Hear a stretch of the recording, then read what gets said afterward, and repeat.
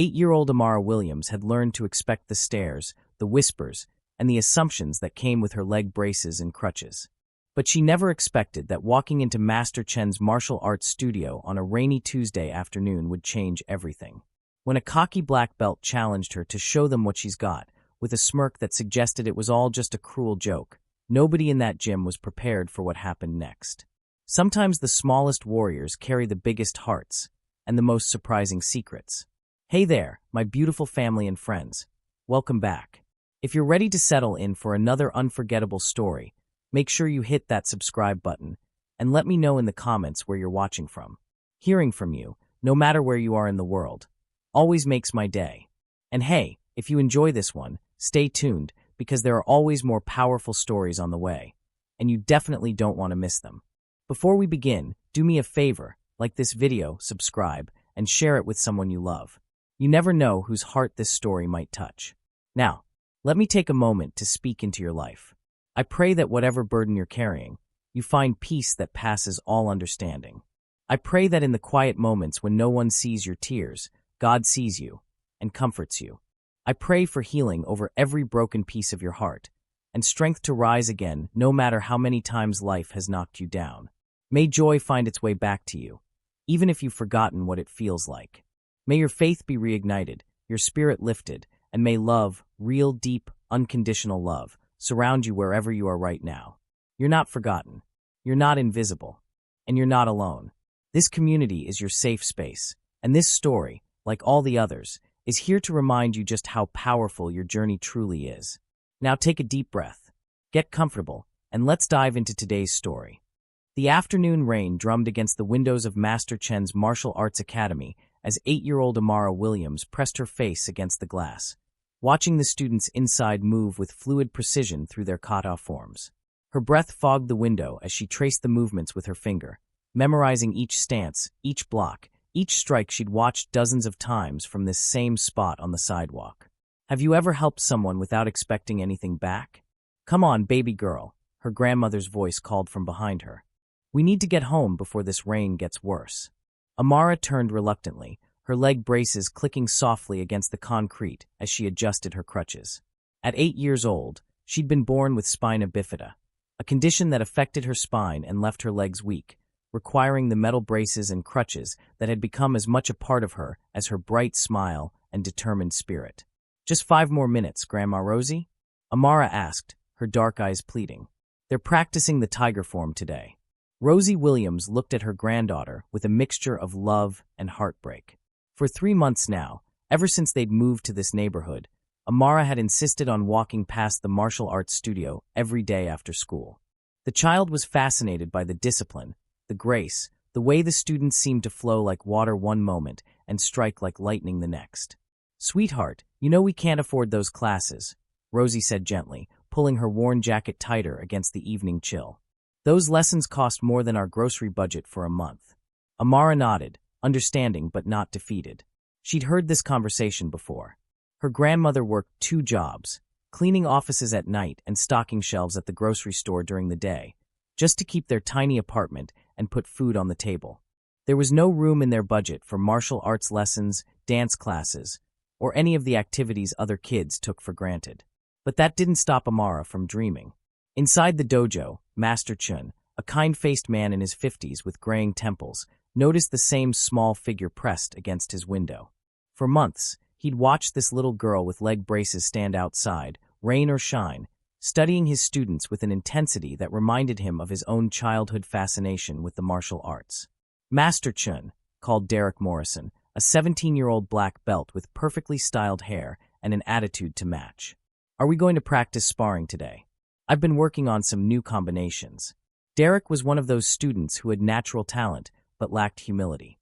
His parents paid for private lessons, the best equipment, and tournament fees, and Derek never let anyone forget it. He was technically skilled but emotionally immature, often making jokes at the expense of newer or younger students. Patience, Derek, Master Chen replied, adjusting the belt of a younger student. Martial arts is not just about fighting. It's about character, respect, and understanding. Derek rolled his eyes when he thought Master Chen wasn't looking. Through the window, he noticed Amara watching them. Hey, Master Chen, looks like we've got a fan club, Derek said loudly, gesturing toward the window. That kid's out there every day. Kinda weird, right? Several other students turned to look, and Amara quickly stepped back from the window, embarrassed. Her cheeks burned as she realized they'd noticed her daily ritual. She's not bothering anyone, said Maya Patel, a quiet 14-year-old brown belt who had always been kind to the younger students. Maybe she's interested in learning. Right, Derek scoffed. Like she could even. I mean, look at her. The casual cruelty of his words hung in the air. Maya shot him a disapproving look, but Derek just shrugged. Master Chen's jaw tightened slightly, but he maintained his composure. Derek, that's enough. Everyone has value, regardless of their circumstances. Outside, Amara had heard enough through the thin glass. She turned away, her crutches steady despite the tremor in her hands. She'd dealt with comments like that her whole life, but it never got easier. What's wrong, sweetheart? Grandma Rosie asked, noticing the change in her granddaughter's expression. Nothing, Grandma. I'm ready to go home now. As they walked away, Amara's mind wasn't on Derek's thoughtless comment. Instead, she was thinking about the tiger form she'd just watched, breaking down each movement in her memory. That night, in the tiny living room of their apartment, while Grandma Rosie prepared for her night shift at the office building, Amara practiced. She set her crutches aside and used the coffee table for support, moving her arms through the forms she'd memorized. Her legs might not work the way other kids did, but her arms were strong, her balance was better than most people realized, and her determination was unshakable. What are you doing, baby? Grandma Rosie asked, pausing in the doorway with her cleaning supplies. Just exercising, Amara said, not wanting to worry her grandmother with impossible dreams. Rosie watched her granddaughter for a moment, seeing something in the child's movements that reminded her of Amara's father. Before he died in a construction accident when Amara was 3, he'd been a boxer, disciplined and focused. Sometimes Rosie could see that same intensity in her granddaughter's eyes. Don't stay up too late, okay? School tomorrow. Yes, ma'am. After her grandmother left for work, Amara continued practicing. She'd taught herself to adapt movements, using her upper body strength and the furniture for support. She practiced blocks and strikes, working on forms she'd only seen through a window. In her mind, she was graceful and powerful, moving with the same fluid precision as the students in Master Chen's studio. The next day at school was typical for Amara. She excelled in her classes, mathematics, reading, science, but struggled with the social aspects that came naturally to other kids. During recess, while other children played tag or climbed on code playground equipment she couldn't navigate, Amara sat on a bench and sketched martial arts poses in her notebook. "Whatcha drawing, Amara?" asked her teacher, Mrs. Rodriguez, a kind woman who had always shown extra care for the quiet girl with leg braces. "Just people exercising," Amara said, closing the notebook quickly. Mrs. Rodriguez had noticed that Amara often seemed lonely, despite her sweet nature and quick smile. The child was brilliant, easily the smartest in her class, but the physical limitations and financial constraints meant she missed out on many of the activities that helped kids make friends. After school, despite the previous day's embarrassment, Amara found herself back outside Master Chen's studio. She couldn't help it. Watching the students practice filled her with a sense of possibility she couldn't find anywhere else. Today, the advanced class was working on board breaking.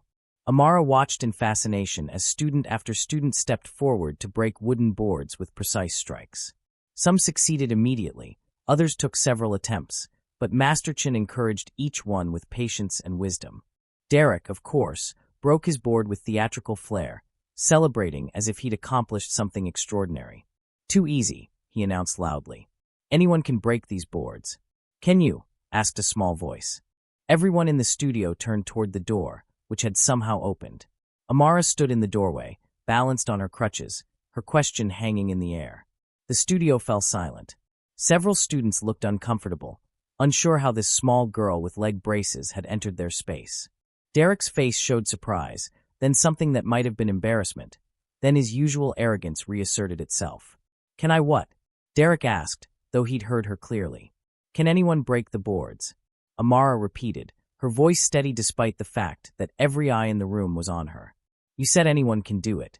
Master Chen stepped forward, his expression gentle but curious. "Hello, young lady. I'm Master Chen. What's your name?"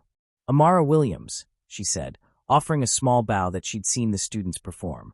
I live on Maple Street with my grandma. And what brings you inside today, Amara? Before she could answer, Derek interrupted with a laugh that wasn't entirely kind. She wants to know if anyone can break boards. Maybe she thinks she can try. The suggestion was clearly meant as a joke, but something in Amara's eyes flickered. Not with hurt, but with determination. I'd like to try, she said simply. The studio erupted in uncomfortable murmurs. A few students exchanged glances. Maya looked sympathetic but worried. Derek's smirk widened. This should be interesting, Derek said, his tone making it clear he expected to be entertained by what he saw as an inevitable failure. But Master Chun was studying Amara with the same intensity she'd been studying his students. In her eyes, he saw something he rarely encountered: pure, uncomplicated determination mixed with genuine respect for the martial arts. Have you had any training, Amara? He asked gently. No, sir. But I've been watching. I've been learning. Derek laughed outright now. Learning by watching? That's not how martial arts works, kid. You can't just. Derek. Master Chen's voice cut through the laughter like a blade. That's enough. The master looked down at Amara, this small girl who had somehow found the courage to walk into a room full of strangers and ask for a chance to prove herself. In that moment, he made a decision that would change everything. All right, Amara, he said quietly. Let's see what you've learned. The silence in Master Chen's studio was thick enough to cut with a katana. 20 pairs of eyes watched as Amara Williams adjusted her crutches and looked at the wooden board that Master Chen had placed on a breaking stand at a height she could reach while seated. You don't have to do this, Maya whispered kindly, stepping closer to Amara. Nobody expects. I know, Amara said softly, her voice carrying a quiet confidence that surprised everyone in the room. But I want to try. Derek crossed his arms, his smirk widening. This is going to be good. Should I get my phone out to record this? Several students shifted uncomfortably. Even those who didn't particularly like Derek could see that this situation was heading toward public humiliation for a little girl who was just trying to belong somewhere. Master Chen held up a hand for silence. In my dojo, we treat every attempt with respect. Derek, if I hear another word from you, you'll be cleaning mats for the next month. The threat was real enough to quiet Derek, but his expression made it clear he was still expecting entertainment. Amara set her crutches aside and, using the breaking stand for support, positioned herself in front of the board. She closed her eyes for a moment, and in that silence, she could almost hear her father's voice from the few memories she had of him. Baby girl, he'd told her when she was very small, before the accident that took him. Strength isn't about your body. It's about your heart. When she opened her eyes, something had changed. The nervous little girl who'd been watching through windows was gone, replaced by someone who had found her center. But instead of immediately attempting to break the board, Amara turned to look at Derek. You're really good, she said simply. Derek blinked, caught off guard. What? Your form when you broke the board. It was really good. Clean technique, perfect follow-through. You've been training for a long time, haven't you? The genuine admiration in her voice confused him. This wasn't what he'd expected. Yeah, 7 years. It shows. I bet your parents are really proud of you. Something flickered across Derek's face. Surprise, then something that might have been shame. Around the room, students exchanged glances. This wasn't going the way anyone had anticipated. Amara turned to Maya next. And you, when you did that spinning kick earlier, it was beautiful. Like dancing. Maya's cheeks flushed with pleasure. Thank you. That's really sweet of you to say. I've been watching all of you for months, Amara continued, her voice growing stronger. Every single person in this room is amazing. You all work so hard, and you help each other get better. That's what I wanted to be part of. She paused, looking around the room with those bright, honest eyes. I know I can't do what you all can do. My legs don't work right, and I've never had a real lesson. But watching you all, it's taught me something important. Master Chen leaned forward slightly. What's that, Amara? Martial arts isn't really about fighting, is it? It's about finding the best version of yourself and helping others do the same. The silence that followed was different now. Not uncomfortable, but contemplative. Several students nodded slowly. Amara turned back to Derek, whose smirk had completely disappeared. You were making jokes about me because you thought I couldn't do what you do. And you're probably right. But I bet you've never had to figure out how to tie your shoes with leg braces on, or carry your backpack while using crutches, or smile when people stare at you like you're broken. Derek's face went pale. Those are hard things too, Amara continued gently. And I bet you could learn to do them, just like maybe I could learn some of what you do. We all have different kinds of strength. She looked around the room again. I didn't come in here to prove I could break a board. I came in here because you all looked like a family, and I wanted to know what that felt like. The transformation in the room was palpable. Students who had been watching with morbid curiosity now looked at this small girl with something approaching awe. Maya had tears in her eyes. Even Derek looked shaken. But it was Master Chen who spoke first. Amara, he said quietly, in 40 years of teaching martial arts, I have never heard anyone explain the true spirit of martial arts more perfectly. Amara smiled, but it was tinged with sadness. I should probably go. My grandma will be worried, and I don't want to take up any more of your class time. She reached for her crutches, but Master Chen gently touched her shoulder. What about the board? Amara glanced at it, then shook her head. I don't need to break it. I already got what I came for. Which was?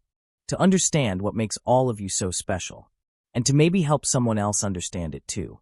She looked directly at Derek when she said this last part, and for the first time since she'd known him, Derek looked genuinely ashamed of his behavior. I'm sorry, Derek said suddenly, the words bursting out of him like water through a broken dam. I was being a jerk. You didn't deserve that. Amara's smile brightened. It's okay. Sometimes when we're really good at something, it's scary to think about someone else being good at it too. Like maybe there won't be enough room for everyone to be special. Derek stared at her. How are you so? What? Wise. You're like 8 years old. When you spend a lot of time watching instead of doing, you notice things, Amara said simply. Master Chen knelt down to Amara's eye level. Amara, would you like to know a secret? She nodded. The first move in martial arts, the most important move, isn't a punch or a kick.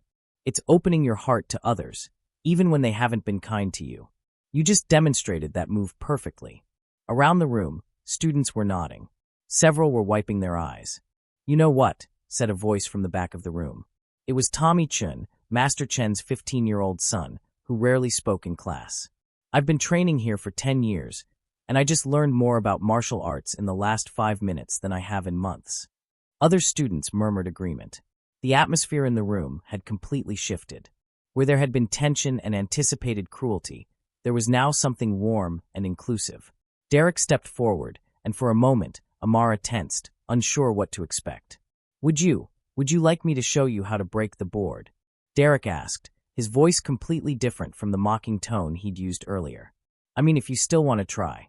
I could teach you the right way to position your hand, how to focus your energy. Amara's eyes widened with surprise and delight. You'd do that? Yeah. I mean, if Master Chen says it's okay.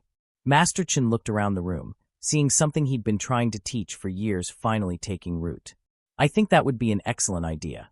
What happened next was something that would be talked about in that dojo for years to come. Derek, the cocky teenager who had started the afternoon making jokes at a disabled child's expense, became the most patient and encouraging teacher anyone had ever seen. He showed Amara how to position her body for maximum leverage, how to focus her energy into her hand, how to visualize the strike going through the board rather than stopping at it. Other students gathered around, offering encouragement and tips. Maya found a cushion for Amara to sit on to get the right height. Tommy adjusted the breaking stand. Even the youngest students in the class crowded around to cheer her on. Remember, Derek said gently, it's not about strength. It's about focus and commitment. Believe that your hand is going to go through that board, and it will. Amara nodded, taking a deep breath. She looked at the board, then at the faces around her, faces that had transformed from skeptical or amused to genuinely supportive. What would you do in this situation? She thought to herself, remembering something her father used to say about facing challenges with courage. She drew back her hand, focused all her energy and intention into a single point, and struck. The board split cleanly in half. The explosion of cheers and applause was immediate and genuine. Students high-fived each other and surrounded Amara with congratulations. Derek grinned wider than anyone had seen him smile in months. But the most amazing thing wasn't that she'd broken the board. It was that she'd broken something else entirely. The walls between people who had thought they were too different to understand each other. You know what the best part is? Amara said, still glowing from the accomplishment and the acceptance. What? Master Chen asked. Now Derek knows he's a really good teacher too. Not just a good fighter. Derek's face lit up with a pride that was completely different from his usual arrogance. It was the pride that comes from lifting someone else up rather than tearing them down. As the class session wound down and students began to leave, Amara prepared to gather her crutches and head home. She felt lighter than she had in months, not because she'd broken a board, but because she'd found something she'd been searching for without even knowing it, a place where she belonged. But Master Chin wasn't finished with surprises. "Amara," he called as she reached the door. "Would you be interested in coming back tomorrow?" She turned, hardly daring to hope. I'd love to, but my grandma can't afford." "Who said anything about payment?" Master Chin smiled. "It seems to me that you have something valuable to teach as well as learn. Consider it a scholarship for services rendered." "Services rendered?" "You reminded us all why we're really here. That's worth more than money." As Amara left the dojo that evening, her heart was so full she thought it might burst. She'd walked in as an outsider looking through glass, and she was leaving as part of a family she'd helped create through one simple act. Choosing kindness over defensiveness, understanding over anger, hope over hurt. Behind her, Derek was already talking to Master Chin about starting a peer mentorship program, and Maya was asking if they could create a special class for kids with different abilities. One act of genuine kindness had started a ripple effect that would change them all. 3 weeks had passed since Amara's first day inside Master Chen's dojo, and her life had settled into a rhythm she'd never dared to dream possible. Every Tuesday and Thursday after school, she made her way to the martial arts studio, not as an outsider pressing her face against glass, but as a welcomed member of the family. True to his word, Master Chin had given her a full scholarship, but Amara had insisted on earning it.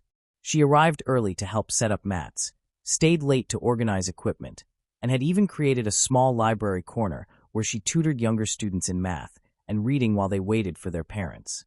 "You don't have to do all this extra work," Maya had told her one Thursday afternoon as Amara carefully arranged the protective gear in size order. "I know," Amara replied, straightening a crooked headband. "But Grandma Rosie always says that when someone gives you something precious, you take care of it like it's made of gold." What Amara didn't talk about were the struggles that continued at home. Her grandmother's night shift at the office building had been cut back due to budget restrictions, and the afternoon hours at the grocery store barely covered their basic expenses. Some mornings, Amara noticed Grandma Rosie skipping breakfast, claiming she wasn't hungry. But Amara was smart enough to recognize the sacrifice being made. The apartment's heating had been spotty all winter, and Amara had taken to doing her homework while wrapped in blankets. Her school shoes were developing holes that she tried to hide with strategic placement of her feet, and her winter coat, a hand-me-down from a church donation drive, was too small and let in the cold through the worn seams. But none of these struggles dimmed the light that had been kindled inside her at the dojo. Derek, true to the transformation he'd undergone that first day, had become something Amara had never expected to have, a big brother figure. The cocky teenager who had initially mocked her had evolved into her most dedicated advocate and protector. "Hey, Amara," Derek said one Tuesday as they worked on basic forms together. "My mom wanted me to ask you something." Amara looked up from her stance practice, using the wall for balance. "What's that?" "She wanted to know if you'd like to come to dinner this Sunday. She's been hearing about you from me and wants to meet the girl who knocked some sense into her stubborn son." Derek grinned sheepishly. Her words, not mine. Amara's face lit up, then fell slightly. "That sounds amazing, but I'd have to ask Grandma Rosie if it's okay. She might need me to help her with things around the house." Derek nodded, understanding more about family responsibilities than most teenagers his age. Over the past weeks, he'd begun to notice things about Amara that spoke of a life lived with careful consideration of every resource. She never wasted anything, not food, not time, not opportunities. She mended her GI pants when they tore rather than asking for new ones, and she'd quietly taken over some of the dojo's cleaning duties without being asked. What Derek didn't know was that his mother, Patricia Morrison, had been hearing about Amara Williams for weeks now, and not just from her son. Patricia Morrison was a successful real estate developer who had built her company from nothing after immigrating from Jamaica 30 years earlier. She understood struggle, sacrifice, and the kind of character that emerged from hardship faced with dignity. She also understood privilege, and had spent years looking for meaningful ways to use her success to lift up others. Her interest in Amara had begun with Derek's complete personality transformation. The angry, entitled teenager who had been making her life miserable for months, had suddenly become helpful, thoughtful, and genuinely excited about something other than his own achievements. "Mom, you should see how she helps the little kids," Derek had told her over dinner the week before. This 6-year-old was crying because he couldn't remember his form, and Amara just sat with him and made up this story about a brave tiger cub learning to be strong. By the end, the kid was laughing and doing the moves perfectly. But Patricia's interest had deepened when she'd begun making discreet inquiries about the Williams family. A few phone calls to community contacts had painted a picture of a grandmother and granddaughter living on the absolute edge of financial survival, yet somehow maintaining their dignity and their kindness to others. Mrs. Rodriguez, Amara's teacher, had been particularly eloquent when Patricia called the school under the pretense of organizing a community mentorship program. "Amara Williams is the brightest student I've had in 15 years of teaching," Mrs. Rodriguez had said. "But more than that, she's the kindest. When new students struggle, she helps them without being asked. When someone drops their lunch, she shares hers. When the other children forget their homework, she helps them problem-solve solutions rather than just giving them answers." The teacher had paused thoughtfully before continuing. "The remarkable thing is that she does all this while dealing with her own significant challenges. I've never seen her feel sorry for herself, never heard her complain. She just finds ways to make the best of every situation and lift others up in the process." Patricia had also spoken with Martha Chun, Master Chen's wife, who managed the dojo's administrative side. "That child is special," Martha had said simply. "She sees the best in everyone and brings it out of them." Derek Morrison was becoming a real problem before Amara arrived. Now he's one of our most helpful senior students. She didn't change him through lectures or confrontation. She changed him by showing him who he could choose to be. So when Derek asked if he could invite Amara to Sunday dinner, Patricia's answer was immediate. "Of course. I've been hoping to meet her." But Patricia Morrison wasn't the only person whose attention had been captured by the small girl with leg braces who was quietly transforming everyone around her. Dr. James Washington had been running late for his appointment with his physical therapist in the same building complex as Master Chen's dojo when he'd witnessed something that stopped him in his tracks. Through the studio's large windows, he'd seen a young black girl with leg braces working patiently with a crying child, helping him through what appeared to be a martial arts form. What caught Dr. Washington's attention wasn't just the gentleness of her approach, but the way she adapted the movements to accommodate her own physical limitations while still maintaining the integrity of the exercise.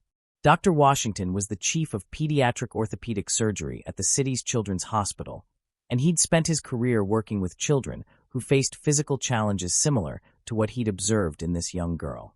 He'd seen thousands of children and families navigate the complex emotions and practical realities of living with physical disabilities. But there was something different about this child. Even through glass, even from a distance, he could see a quality of resilience and joy that wasn't common in his experience. The next week, Dr. Washington had found himself leaving his appointment 15 minutes early, hoping to catch another glimpse of the remarkable child he'd seen. This time, he'd witnessed her helping to organize equipment while other students practiced, moving efficiently despite her mobility aids, and offering encouraging words to struggling classmates. On his third visit, Dr. Washington had worked up the courage to enter the dojo. "Excuse me," he'd said to Master Chen during a break in the evening class. "I hope you don't mind the interruption. I'm Dr. Washington from the children's hospital upstairs.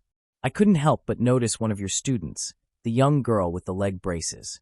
Master Chun had immediately become protective. "Is there a problem?"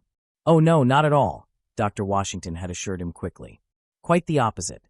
I've been observing her interactions with the other children, and I'm frankly amazed by her maturity and leadership qualities, especially given what I assume are some significant physical challenges." Master Chen's posture had relaxed. "Amara is quite special." "Amara? That's her name." Dr. Washington had pulled out a business card. "I wonder if you might give this to her grandmother. I'd love to meet with them both. I work with many young people who face similar challenges, and I think Amara might be interested in some opportunities one could share with her." Master Chen had studied the card carefully. Dr. James Washington, Chief of Pediatric Orthopedic Surgery. That's quite a title. The title's not important. What's important is that I recognize exceptional character when I see it, and that young lady has it in abundance. But Amara knew none of this. She continued her routine of school, homework, helping Grandma Rosie with household tasks, and her precious hours at the dojo, unaware that her simple acts of kindness were creating ripples that reached far beyond what she could imagine. On Friday afternoon, as she walked home from the dojo with Derek, she was focused on more immediate concerns. "Derek, can I ask you something?" "Sure, what's up?" "How do you know when you're being too much trouble for people?" Derek stopped walking and looked at her seriously. "What do you mean?" Amara shifted her crutches, looking uncomfortable. "I mean, everyone at the dojo is so nice to me, and your mom wants to invite me to dinner, and Master Chun gave me the scholarship. But I don't want to be. I don't want people to feel like they have to take care of me because they feel sorry for me." Derek was quiet for a long moment, processing the depth of insight and concern in her question. "Amara, can I tell you something honestly?" She nodded. "Before you came to the dojo, I was kind of a jerk. I was good at martial arts, but I wasn't good at being a good person. You didn't just help me learn how to be kinder. You showed me that being kind actually makes me stronger, not weaker." He paused, choosing his words carefully. "Nobody's taking care of you because they feel sorry for you. We're all better people because you're in our lives. You give way more than you take, and you don't even realize it." Amara looked up at him with those bright, honest eyes that had become so familiar to everyone at the dojo. "You really think so?" "I know so. And you know what? My mom's going to love you, not because she feels sorry for you, but because you're going to make her laugh and think and probably teach her something she never knew before." As they reached the corner where their paths diverged, Derek called back to her. "Hey, Amara?" "Yeah. Thank you for showing me who I could be." Walking the final blocks to her apartment, Amara felt that familiar lightness in her chest that came from being part of something bigger than herself. She didn't know that her simple acts of kindness had set in motion a chain of events that would soon change her life in ways she couldn't imagine. She was just a little girl who had learned to find strength in struggle and joy in lifting others up. But sometimes, that's exactly the kind of person the world decides to reward in extraordinary ways. As she climbed the stairs to her apartment, carefully managing her crutches on the worn steps, Amara was thinking about the tiger form she'd been practicing and the math homework she needed to finish before helping Grandma Rosie prepare dinner. She had no idea that upstairs in the children's hospital, Dr. Washington was making phone calls about scholarship opportunities, or that across town, Patricia Morrison was researching youth mentorship programs, or that Master Chin was having conversations with community leaders about exceptional young people who deserved recognition. Amara Williams was about to discover that kindness, like energy, can neither be created nor destroyed. It can only be transformed into something even more powerful. Patricia Morrison had built her real estate empire by being thorough, observant, and strategic. She didn't make major decisions based on emotions alone. She gathered information, tested assumptions, and verified character before making investments, whether in properties or people. So when Derek brought Amara Williams to Sunday dinner at the Morrison family's elegant home in the hills overlooking the city, Patricia was prepared to observe, listen, and learn. What she wasn't prepared for was how completely the 8-year-old would charm her within the first 10 minutes. "Mrs. Morrison, your home is beautiful," Amara said as Derek helped her navigate the front steps with her crutches.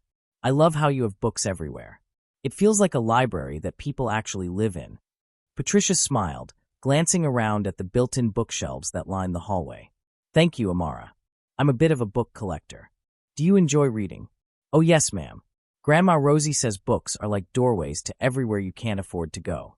Amara paused, then added with characteristic honesty, "That's pretty much everywhere for us, so I read a lot." The comment was delivered without self-pity, just as a matter-of-fact explanation, but Patricia felt a sharp pang of recognition. She remembered making similar observations as a child, before her family had achieved financial stability. During dinner, Patricia watched carefully as Amara interacted with Derek's younger sister, Melody, who was 10 and initially shy around the visitor with the leg braces. "Your hair is really pretty," Amara told Melody, who had been quietly pushing food around her plate. "I love how it curls like that. I bet you're really good at lots of things." "Not really," Melody mumbled. "I'm not good at sports like Derek, and I'm not smart like Derek, and I'm definitely not good at martial arts like Derek." Amara nodded thoughtfully. "That sounds hard, being compared to someone who's older and has had more time to practice things. But you know what I noticed?" Melody looked up curiously. "Derek told me you play piano. And when we walked past your room, I saw these amazing drawings on your desk. Are those yours? Melody nodded, a small smile appearing. That's incredible. I can't draw at all, and I've never even touched a piano. So you're already good at things I'll probably never be able to do. That makes you pretty special. Patricia watched her daughter's posture change as Amara spoke. Within 15 minutes, Melody was animatedly showing Amara her sketchbook and asking if she'd like to hear her play a song after dinner. She's good with people, Patricia murmured to Derek as they cleared dishes. Mom, you have no idea. She does this everywhere she goes. Remember Tommy Chun, the kid who barely talked to anyone? Now he's volunteering to help with the little kids' classes because Amara told him he had a teaching heart. Patricia was beginning to understand why her son had been so transformed. After dinner, as Derek walked Amara to the car where Patricia would drive her home, the real estate developer found herself genuinely curious about this child's living situation. But she was also strategic enough to approach the subject carefully. Amara, would you mind if I walked you up to your apartment? I'd love to meet your grandmother. Amara's face brightened. She'd love that. But she hesitated. Our place is really small and kind of old. I don't want you to think. Honey, Patricia said gently, some of my happiest memories are from a tiny apartment my family shared when I was growing up. Home isn't about size, it's about the people in it.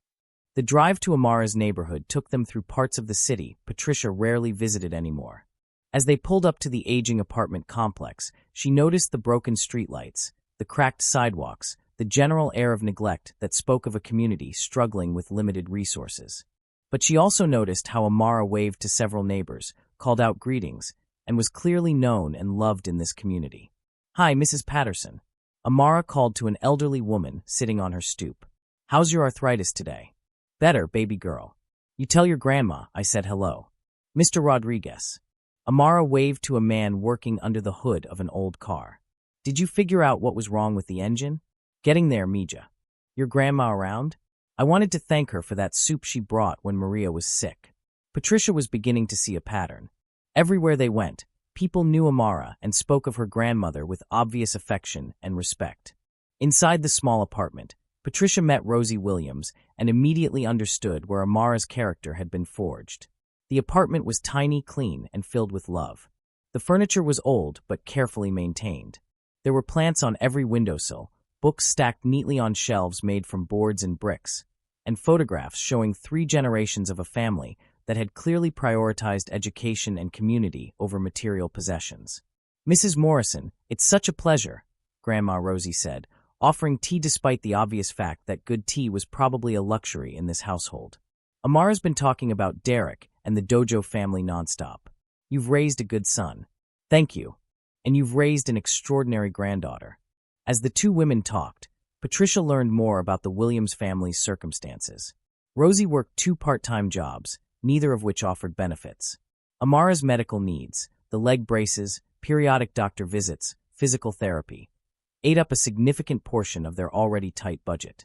But what impressed Patricia most was how neither Rosie nor Amara complained about their situation or asked for help. They simply focused on making the best of what they had and contributing to their community however they could. Grandma helps Mr. Rodriguez's wife with English lessons, Amara mentioned proudly. And she tutors the kids in 3B with their homework when their mom's working double shifts. And Amara here reads to Mrs. Patterson when her eyes get too tired, Rosie added with equal pride. This child has been helping that sweet lady with her grocery shopping since she was 6 years old. Patricia was beginning to formulate a plan, but she knew she needed to be careful. Prideful people, people with real dignity, didn't accept charity easily. They needed to feel they were earning whatever help they received. Over the next 2 weeks, Patricia Morrison began what she privately called Operation Character Assessment. She created opportunities to observe Amara in different situations, testing whether the kindness and integrity she'd witnessed were consistent or performative. The first test came when Patricia accidentally dropped her purse in the dojo parking lot, spilling coins and bills across the asphalt. Several people were around, including Amara, who was waiting for Derek to finish changing after class. Without hesitation, Amara set her crutches aside and began collecting the scattered money, carefully counting each bill and coin to make sure nothing was missing. When Patricia offered her a $20 bill as a reward, Amara politely refused. You don't owe me anything for giving you back your own money, Mrs. Morrison. That's just what people should do for each other. The second test was more complex. Patricia arranged for a community service project at the dojo, asking students to help sort donations for a local charity. She made sure the donations included several items that would be perfect for Amara: a nearly new winter coat in her size, books on martial arts, even a pair of shoes that would fit perfectly. Patricia watched as Amara carefully sorted items, setting aside the coat and shoes that she clearly needed for families who needed them more. When Maya pointed out that the coat would fit Amara perfectly, the child shook her head. There's probably some kid out there whose only coat has bigger holes than mine. They should get this one. She did keep one item, a beginner's book on martial arts philosophy. But even then, she asked Master Chin if she could earn it by doing extra cleaning duties. The third test was the most revealing. Patricia learned that Grandma Rosie had been sick with the flu for several days, unable to work either of her jobs. Through careful inquiry via Derek, she discovered that Amara had been managing the household, preparing meals, and somehow keeping up with her schoolwork and dojo attendance without ever mentioning her grandmother's illness to anyone. When Patricia sent Derek over with a get-well care package supposedly from the dojo community, she learned that Amara had immediately distributed most of the food items to neighbors who needed them more, keeping only the basics necessary for her grandmother's recovery. She gave Mrs. Patterson the soup because her Social Security doesn't come until next week, Derek reported back to his mother. And she took the juice to the family upstairs because their baby's been sick. She kept like 1 can of soup and some crackers. Patricia was beginning to realize that Amara Williams wasn't just kind. She was selfless to a degree that was almost worrying. This child was giving away things she desperately needed because she genuinely believed others needed them more. But the test that sealed Patricia's decision came unexpectedly, during a situation she hadn't orchestrated. Patricia was leaving the dojo after picking up Derek when she witnessed Amara in the parking lot with a boy she didn't recognize, a teenager who was clearly agitated and possibly under the influence of something. "Come on, little girl," the boy was saying, reaching for Amara's backpack. "Just let me see what you got in there. Maybe some lunch money or something." Amara was trapped between 2 parked cars, her crutches making it difficult to maneuver quickly. Patricia started toward them, pulling out her phone to call for help, but she was too far away to intervene immediately. What happened next would stay with Patricia forever. Instead of screaming or trying to run, Amara looked up at the teenager with those clear, honest eyes and said, "You look hungry. Are you okay?" The boy stopped pulling at her backpack, confused by her response. "I don't have any money," Amara continued calmly, "but I have a sandwich if you want it. Turkey and cheese. Grandma Rosie makes really good sandwiches." "I what?" When people try to take things from other people, it's usually because they need something they can't get any other way. "So what do you need? Maybe I can help." The teenager's aggressive posture began to waver. I'm not. "It's okay," Amara said gently. "We all need help sometimes. There's no shame in that." She managed to get her backpack open and pulled out her lunch. "Here. And if you want, there's a community center 2 blocks that way that serves dinner every night at 6. No questions asked." The boy stared at her for a long moment, then at the sandwich in her outstretched hand. "You're just gonna give me your lunch? I can eat when I get home. You look like you need it more right now." Something in the teenager's face crumbled. "I thank you. I wasn't gonna hurt you or nothing. I know," Amara said simply. "Are you going to be okay?" Patricia watched as this 8-year-old child with leg braces somehow de-escalated a potentially dangerous situation through pure compassion, then made sure her would-be mugger had food and information about where to get more help. As the teenager walked away with Amara's sandwich, Patricia approached. "Amara, are you all right? Should we call someone?" "Oh, hi Mrs. Morrison. I'm fine. That boy just needed some help. I think he's going to be okay now." Patricia looked at this remarkable child who had just given away her lunch to someone who had been trying to rob her, and made a decision that would change both their lives forever. "Amara, I wonder if you and your grandmother might like to come to dinner again this week. There's something I'd like to discuss with both of you." "That would be wonderful, Mrs. Morrison. Grandma Rosie really enjoyed meeting you." As Patricia drove home, she was no longer testing Amara Williams's character. She was planning how to change her life in a way that would honor the extraordinary person this child had already become. The tests were over. Amara had passed them all with a grace and integrity that humbled a successful businesswoman who thought she understood what true strength looked like. Now it was time for Patricia Morrison to show Amara and her grandmother what happened when genuine kindness met the power to transform lives. The dinner invitation at the Morrison home the following Wednesday was different from the casual family meal Amara had shared before. This time, Patricia had set the dining room table with her good china, and there was something more formal, more purposeful in the air. "Grandma Rosie, you look beautiful," Amara whispered as they approached the front door. Her grandmother had worn her best dress, a navy blue outfit she'd saved for church and special occasions, and had even managed to find a small bouquet of flowers from their neighbor's garden to bring as a hostess gift. "You do too, baby girl," Rosie replied, adjusting Amara's collar. The child wore her newest outfit, a simple but clean dress that had been a gift from the church donation drive. They both understood this dinner was significant, though neither was quite sure why. Patricia welcomed them warmly, but Amara noticed something different in her demeanor. There was a purposefulness, an intensity that reminded her of how Master Chen looked when he was about to teach an important lesson. During the first part of dinner, the conversation was pleasant but careful. Patricia asked about Amara's school, her favorite subjects, her progress at the dojo. Rosie spoke about her work, the neighborhood, and her pride in her granddaughter's accomplishments.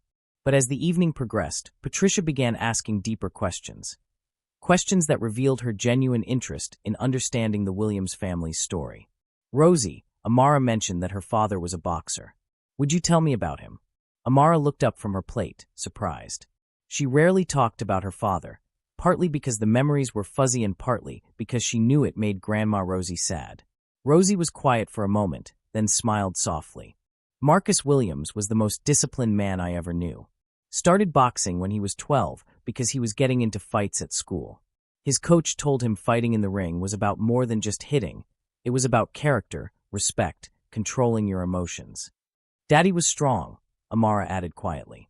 "I remember him showing me how to make my hands into proper fists, but he always said the most important muscle was your heart." "That's right, baby." Marcus used to say that real strength was about protecting people who couldn't protect themselves, about standing up for what was right even when it was hard. Rosie's eyes glistened slightly. He worked construction during the day and trained at night, always talking about opening his own gym someday, where kids from the neighborhood could learn discipline and respect. Patricia listened intently. What happened to him? The question hung in the air for a moment.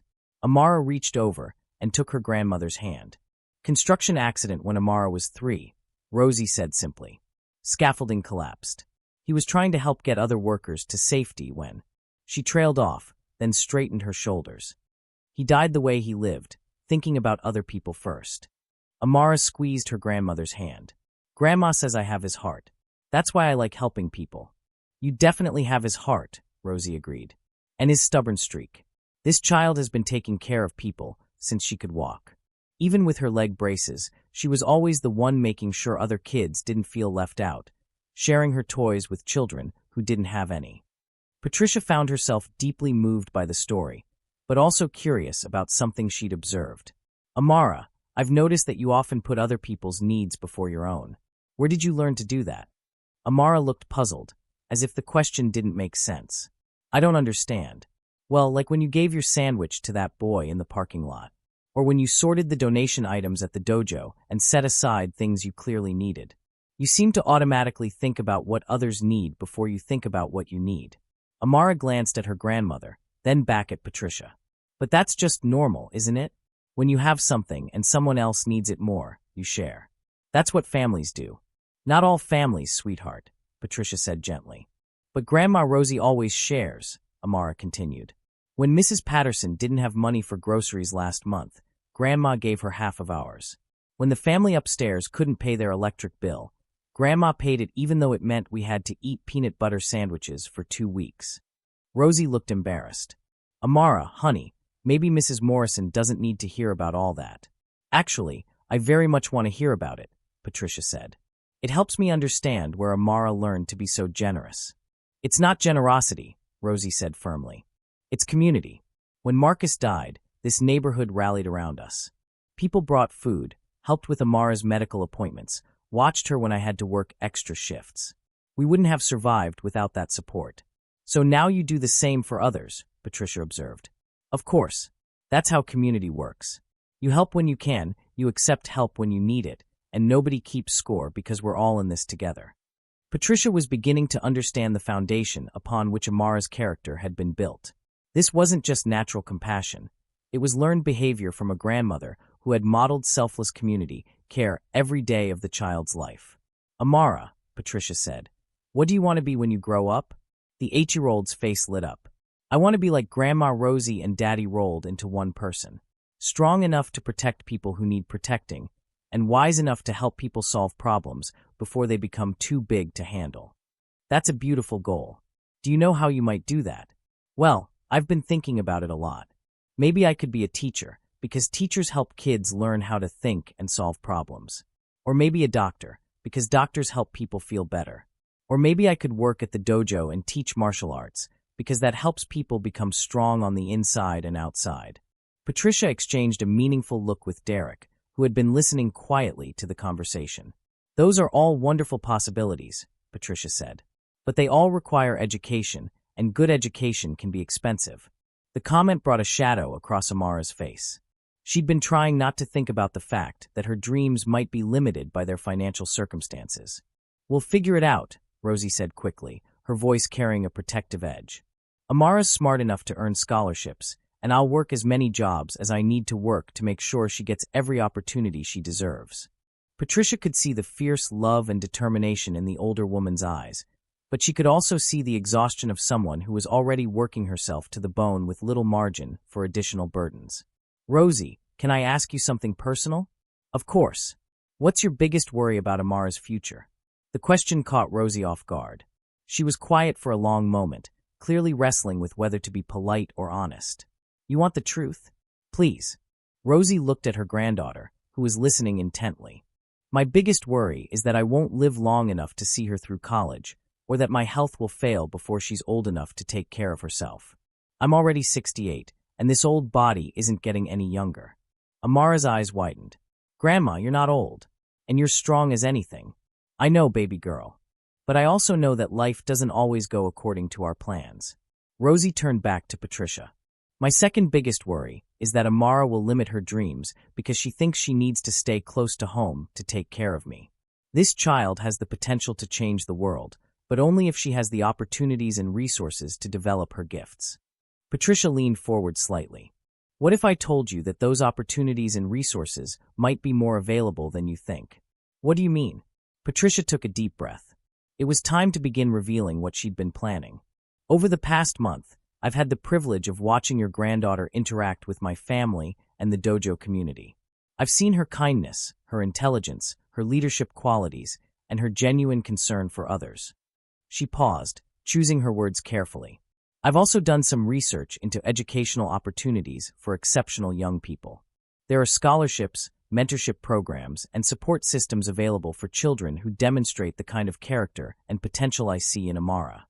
Amara looked confused. "You've been researching stuff about me?" "About opportunities for young people like you," Patricia clarified. "Because I believe you're going to do something important with your life, and I want to make sure you have every chance to succeed." Rosie's expression was cautious. "Mrs. Morrison, we appreciate your interest, but we've learned to be careful about things that sound too good to be true." Patricia nodded, understanding the protective instinct. "I respect that, and I want to assure you that I'm not talking about charity. I'm talking about investments, investing in exceptional people who will use their opportunities to make the world better." "What kind of investments?" Rosie asked. "Well, for starters, there's a doctor I'd like you to meet. Dr. James Washington is the chief of pediatric orthopedic surgery at Children's Hospital. He's been observing Amara at the dojo and believes she might be a candidate for some advanced treatments that could improve her mobility." Amara's eyes widened. "Really? A doctor wants to help me?" "More than that," Patricia continued. "Dr. Washington runs a youth leadership program for young people who overcome physical challenges. He's looking for participants who demonstrate exceptional character and leadership potential." "I don't understand," Amara said. "Why would important people like you and Dr. Washington want to help me? I'm just a regular kid." Patricia smiled, and for the first time that evening, her formal demeanor softened into something more maternal. "Amara, you're many things, but regular isn't one of them. In the past month, you've transformed my son from an entitled teenager into a young man who volunteers to help others. You've brought the dojo community together in ways that Master Chin says he's never seen before. You've shown wisdom, compassion, and leadership that most adults never develop. She leaned forward, making eye contact with both Amara and Rosie. But here's what I think you don't realize about yourselves. You've been living your values quietly, in your neighborhood, in your community, thinking that's just normal. But what you call normal, most people call extraordinary. We're just doing what needs to be done, Rosie said quietly. Exactly. And that's what makes you extraordinary. You do what needs to be done without expecting recognition or reward.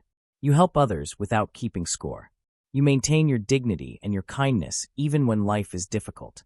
Patricia paused, then made a decision to reveal more than she'd originally planned. I built my real estate company from nothing, starting with a single rental property I bought with borrowed money 25 years ago. Today, that company is worth more than I ever dreamed possible. But success without purpose is just accumulation. She looked directly at Amara. You've shown me what purpose looks like. You've reminded me why I wanted to succeed in the first place, not just to build wealth, but to have the power to recognize and support exceptional people who will make the world better. The dining room fell silent as the implications of Patricia's words settled over the Williams family. Mrs. Morrison, Rosie said carefully, what exactly are you saying?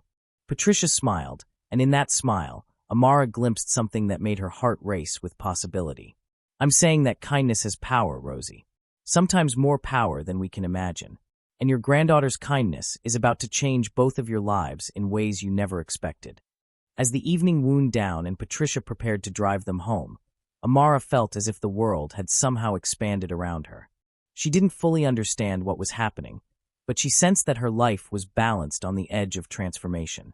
Mrs. Morrison, she said as they walked to the car, whatever you're planning to do for us, I want you to know that we'll pay it back somehow. Maybe not with money, but we'll find a way to help other people the way you're helping us. Patricia stopped walking and knelt down to Amara's eye level.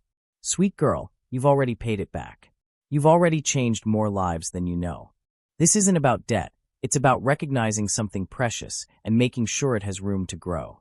As they drove through the city toward the Williams apartment, none of them could have imagined the phone call Patricia would make the next morning, or the meeting she would arrange, or the way one 8-year-old's simple act of kindness was about to ripple outward in ways that would touch hundreds of lives. The transformation was about to begin. The phone call Patricia Morrison made the next morning set in motion a chain of events that would transform not just Amara's life, but the lives of everyone in her expanding circle of influence. Dr. Washington, this is Patricia Morrison. We spoke about the young girl at Master Chen's dojo.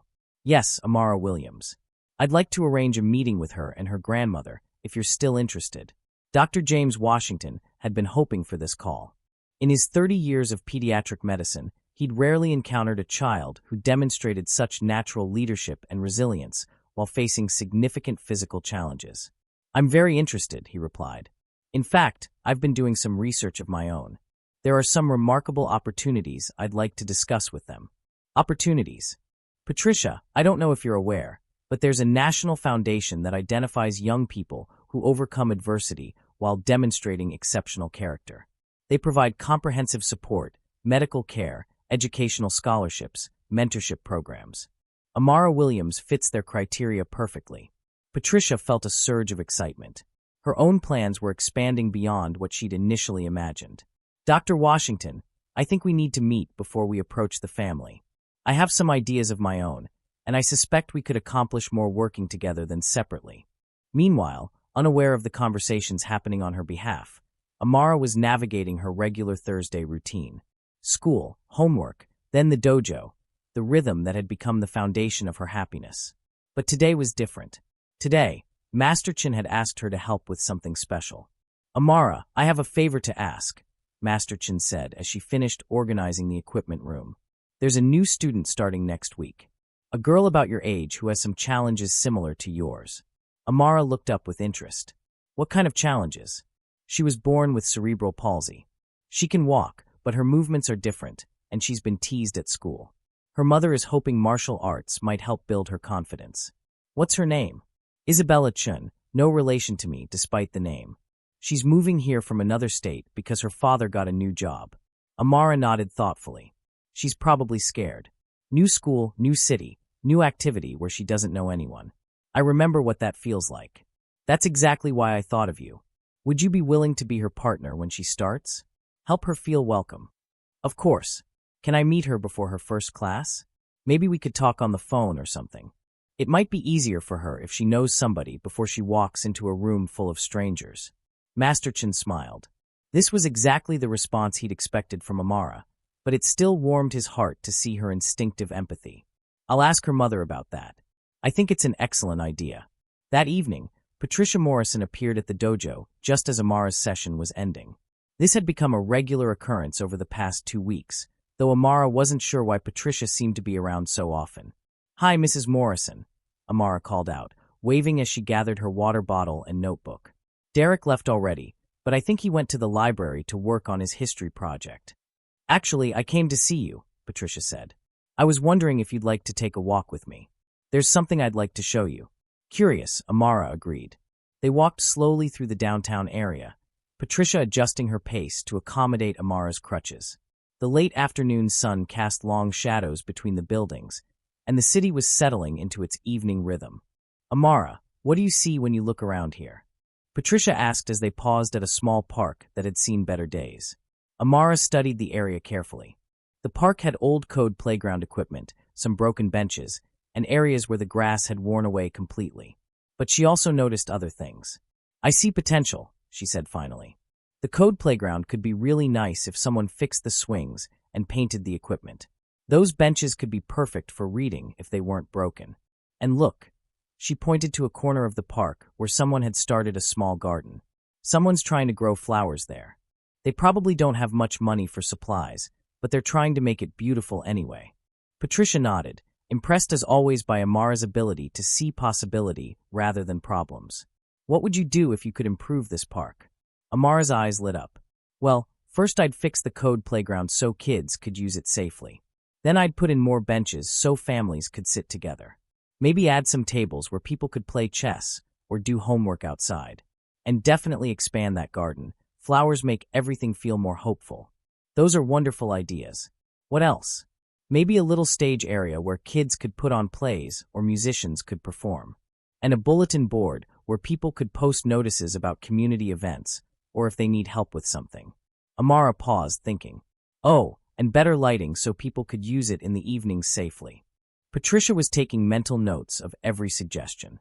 "You've really thought about this." "I think about lots of things like this. Places that could be better, ways to help people feel more connected to each other." Amara looked up at Patricia. "Why are you asking?" "Because I value your perspective. You see things that other people miss." They continued walking, passing storefronts and small businesses. Amara commented on each one. The bookstore that needed better window displays, the cafe that could benefit from a few plants to make it more welcoming, the community center that would be perfect for after-school programs if it had more funding. "You know what I love about your observations," Patricia said as they headed back toward the dojo. "You never just point out problems. You always suggest solutions." "Problems without solutions are just complaints," Amara replied. "Grandma Rosie taught me that. She says there's always something you can do to make things better, even if it's small." That weekend, Patricia arranged for Dr. Washington to meet the Williams family at what she described as a casual coffee meeting. She chose a quiet cafe near the hospital, somewhere comfortable but not intimidating. Dr. Washington was immediately impressed by both Amara and her grandmother. Rosie Williams was clearly protective but also pragmatic, asking intelligent questions about any medical procedures he might recommend. Amara was curious, engaged, and remarkably mature in her questions about how improvements to her mobility might affect her daily life. "Amara, I want to be clear about something," Dr. Washington said. "Any treatments we might discuss would be to improve your comfort and function, not to fix you. You're not broken. You're working with a different set of physical parameters." Amara smiled. "I know that, Dr. Washington. But if there are ways to make my legs stronger or reduce the pain I sometimes get, I'd be interested in learning about them."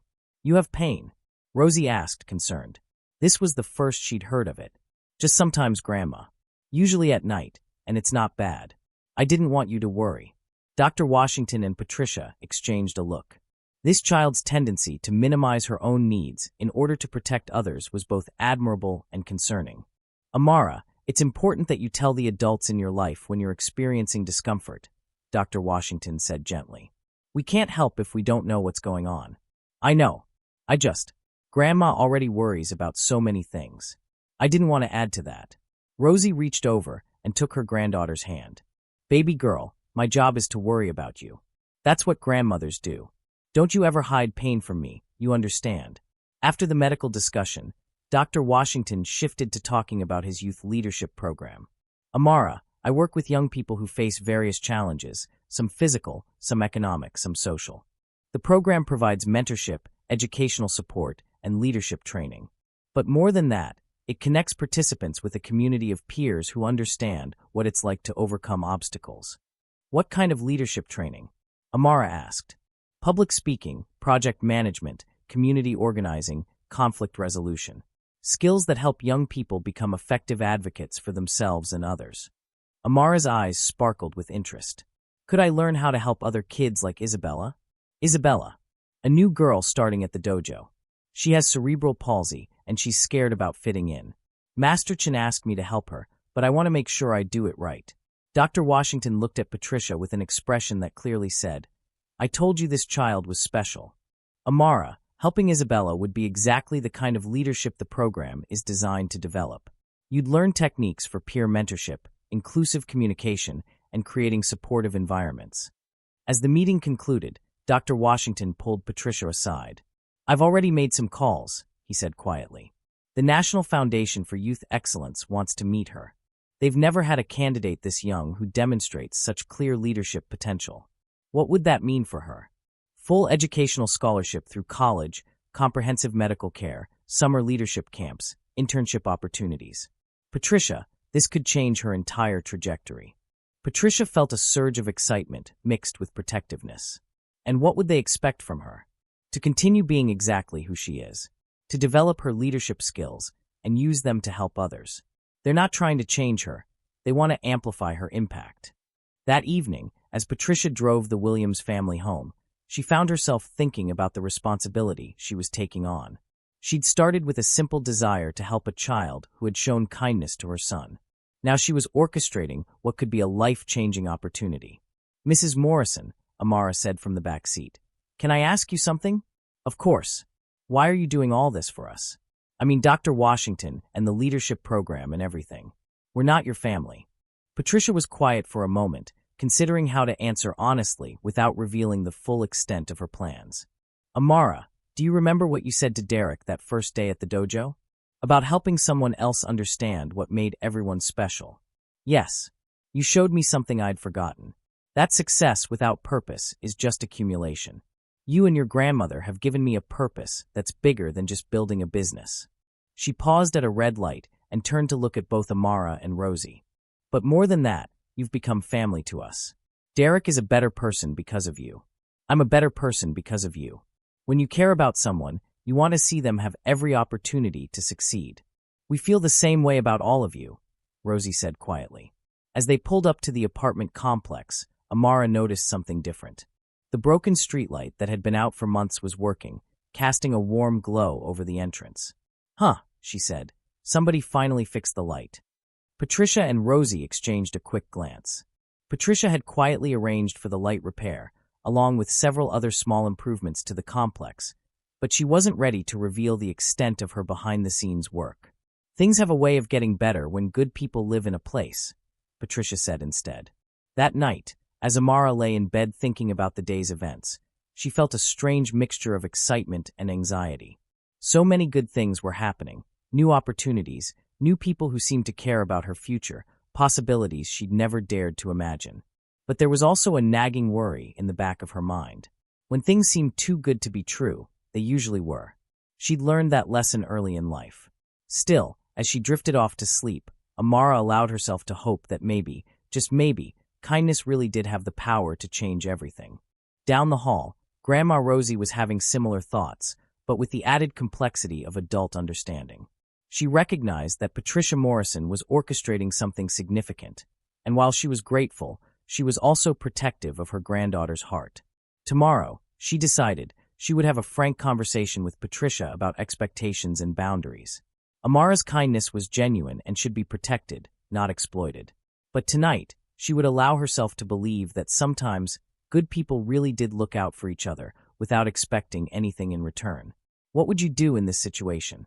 When kindness meets opportunity, how do you accept help while maintaining your dignity and ensuring that your values remain intact? The answer to that question would be tested sooner than either of them imagined. Part 2 is already waiting for you, and trust me, you won't want to miss it.